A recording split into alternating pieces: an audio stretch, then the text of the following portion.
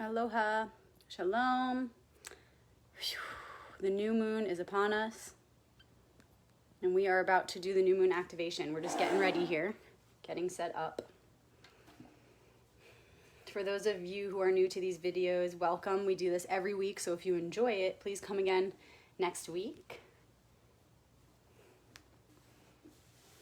And for those of you who are returning, thanks for coming back to the portal. So these videos don't actually have anything to do with the moon other than the fact that we use it as a measurement of time. The shape that the moon is reflecting to us is only a reflection of something that's within. So it's about the one, not the moon, not the sun, the one within all. That is the light back of all things. So go ahead and share this video in your favorite groups, with your friends, with your family who you think could benefit from this message, or with people you think could help further activate the message.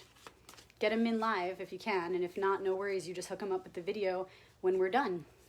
And if you guys don't already follow me, I'm also on YouTube, and all the videos get loaded to there after as well, so youtube.com/RebeccaMagic. I'm also on Instagram too, so you can check me out there, Rebecca Magic on Instagram as well. I'm tuning in as usual from Sedona, Arizona. Drop a comment and let me know where in the world you're tuning in from. What does our web of light look like today? What does our grid of light look like today? Where are you tuning in from? And I'm just going to go ahead and continue to shuffle for another moment. And as I shuffle, I'm shuffling out of me all of those thoughts and feelings that have been cycling through me on repeat. And I'm setting it aside for this activation because I don't need to hold on to anything. In fact, if I am holding on to anything, it's taking up a space. And it doesn't matter how big or small, space is space. And it's taking up that space where I could be using all the space to receive this incoming message. So let's just let it all go for this moment. Whatever it is, even if it's something that you feel is necessary to carry, there's no justification for this moment. If you're here watching this activation, there's no justification. Set it aside. And if you want to pick it back up after this activation, it'll be there for you to do so. I'm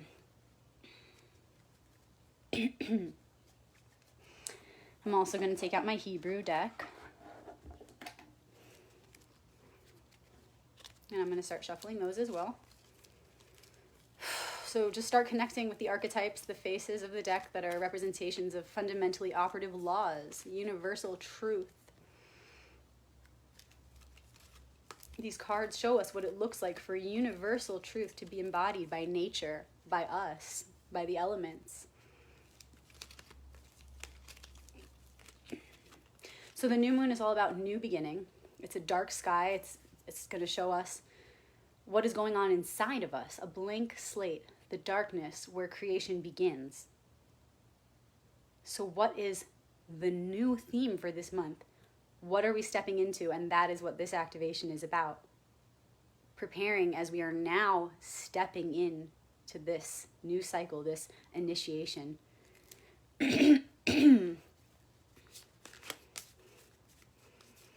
All right, we're going to begin with the challenge of the month.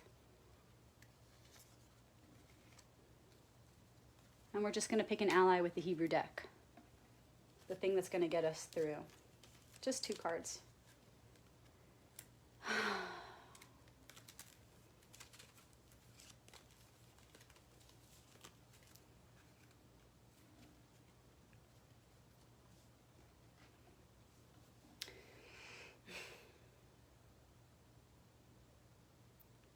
So starting with the challenge for this month.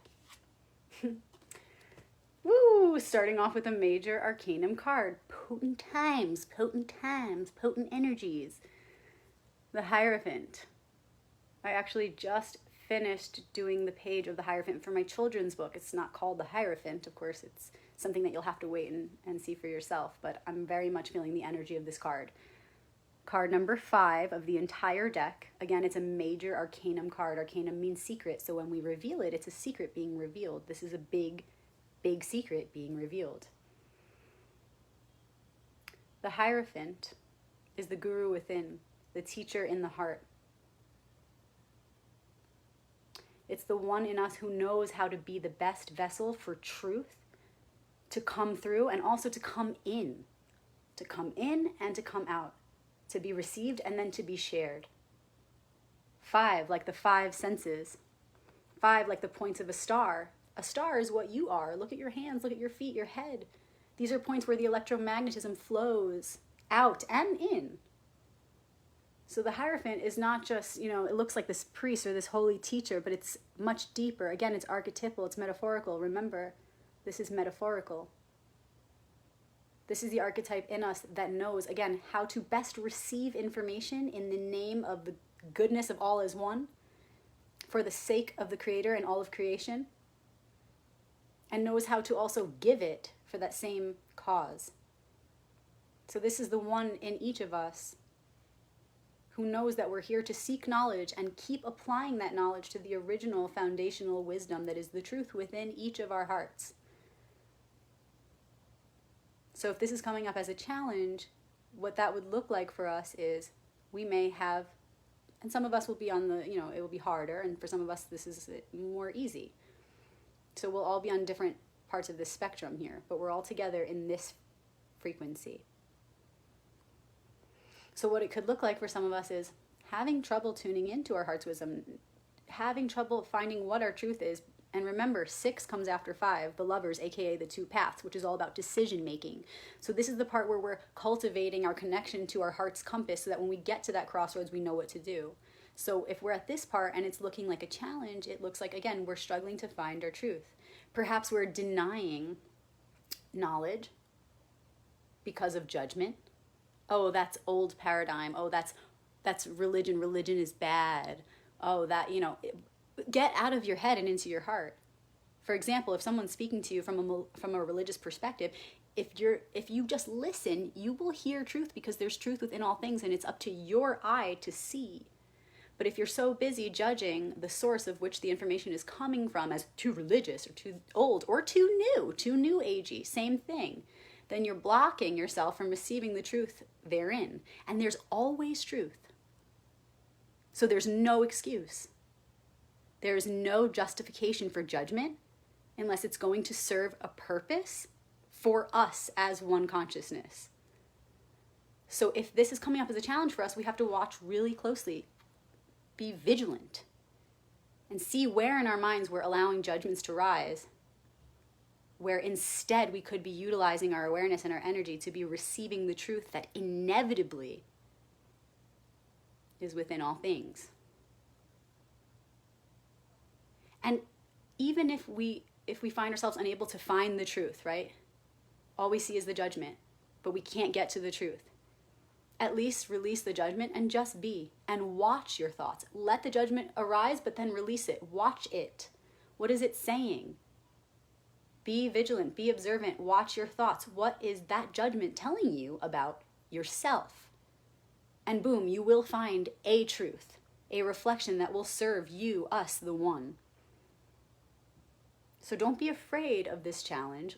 Don't say, oh man, I got to do better. I'm upset with myself that I haven't been doing my best with this. That's not going to get you anywhere. Look to where you're closed up. Look to where you're denying truth, or look to where you're misusing knowledge being given to you. This is not just about the denial of knowledge, but it's also about the misuse of it. Are you using knowledge to feed foundational wisdom? Are you using knowledge to uplift others to be receptive to that same wisdom? Or are you using knowledge in a power-hungry way for self-serving purposes? What are you using your knowledge for? And what are you using your senses for? Because your senses are the sensors that take in and give information. So how are you applying your senses to this process of acquiring, cultivating knowledge and applying it to your life with wisdom? If you look at the bottom here, there are 2 keys. This represents the 2 keys of wisdom and knowledge, because they have to be together if we wish to get anywhere in this world. If we wish to be a good example, a good leader, a force of inspiration in reflection of the original one benevolent source, then you must use knowledge with wisdom, and wisdom is compassionate. So when you do this, when you apply knowledge to wisdom in your life, then it is sure to pass through the gates of compassion. And everything you take in, all the information you take in, and all the information that comes out of you is received with and given with compassion.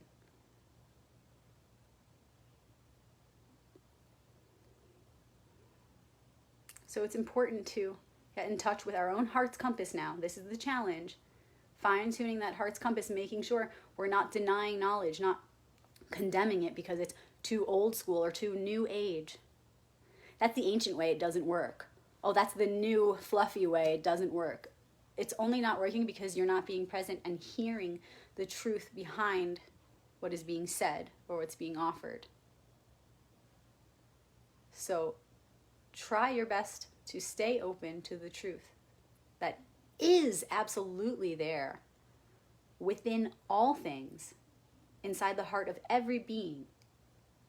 Really get in touch with your truth, because if this card is coming up as a challenge, you can bet that the 6 is going to follow, and we're going to come to a time soon. Inevitably, this sequence reflects the sequence of nature and the universe, and so inevitably we're going to move through it. So if we have the 5 as a challenge, we must expect that the 6 is coming.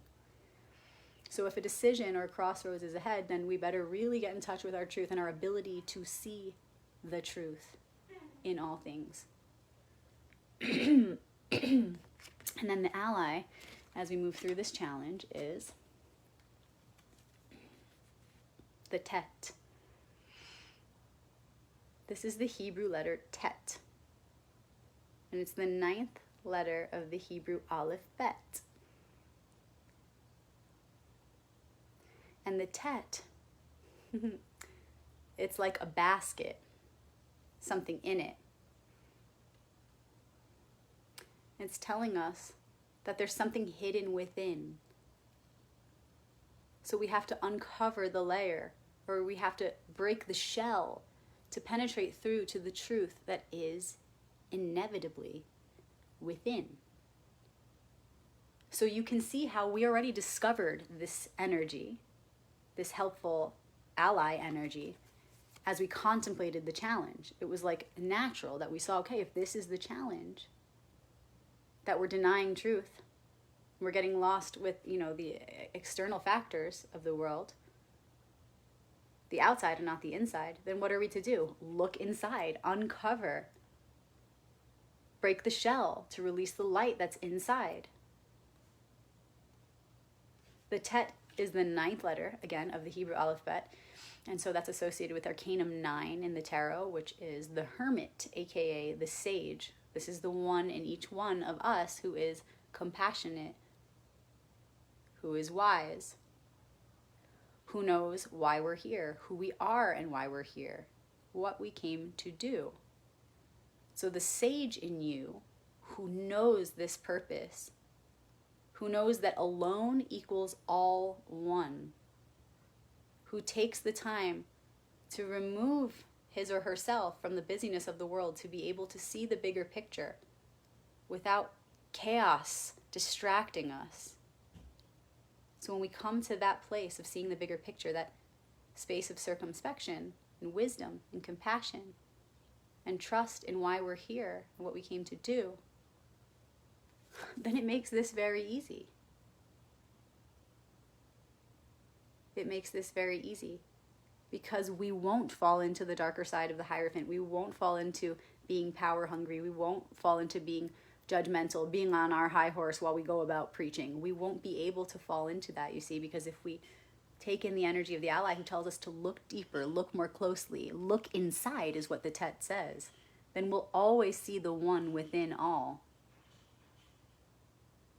So you can see how the message of tet really helps you to unlock the deepest initiation of this card. When you carry that compassion and wisdom, one of the keys, then you can use the other key, knowledge, to unlock an infinite amount of doors, infinite potential.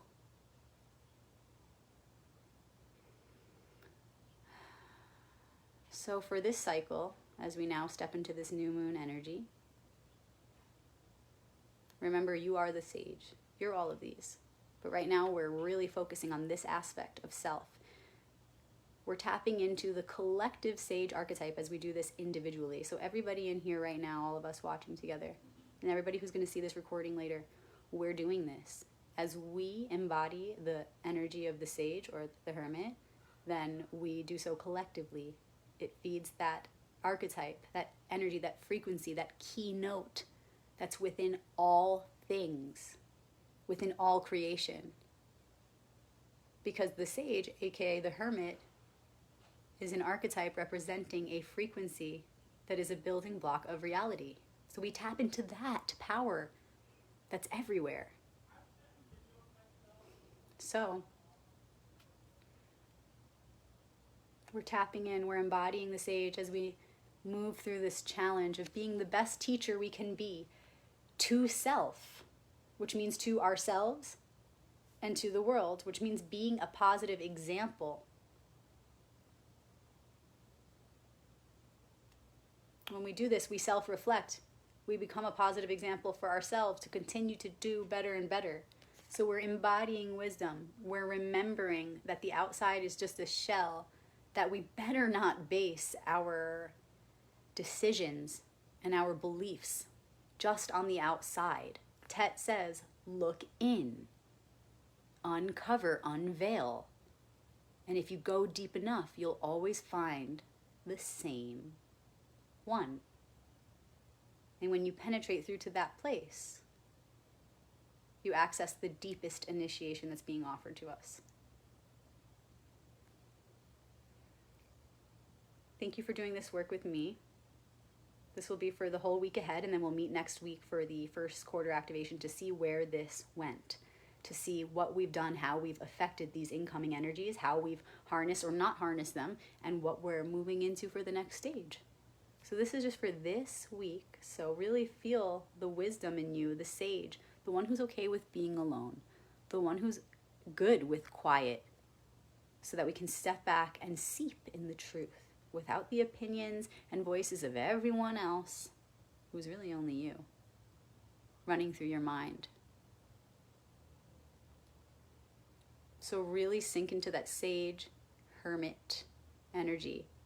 Remember who you are. Open up and allow the sage within to remind you of who you are and why you're here. 9 is about compassion, humanitarianism, bringing heaven to earth. 9 is called the shaman's death. It's a deepening of the awareness of the balance within all things and the commitment to honor that, protect that, and show the way to achieve that.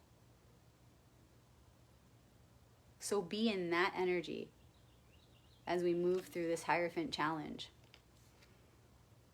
And if you be in that, you'll be the best teacher, you'll be the best example. And when you're the best teacher, you're also the best student. And so you'll start to learn more. You'll see as you ace this challenge, it's going to turn into a gift and it becomes the bridge to the other side.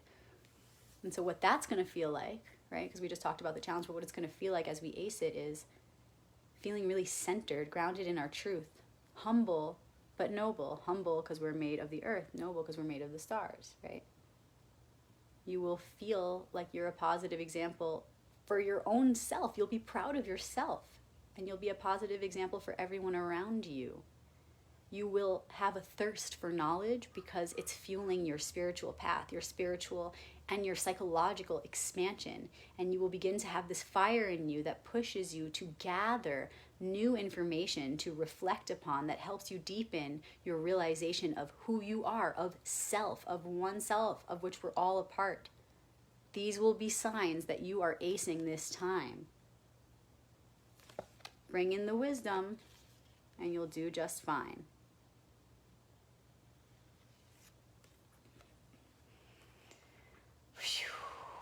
Thank you guys. Feel free to please share this with your family and friends who you think could benefit from this message. Or if you think there's someone who could help activate this portal further, please send this video to them. And I will see you all hopefully for Shabbat candlelighting tomorrow. I have a private group if you're interested in learning more about Kabbalah and Jewish mysticism. The group is called Shabbat Crew.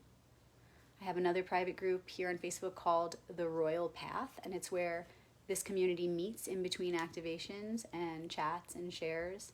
So feel free to join that one as well. I'd love to see you there.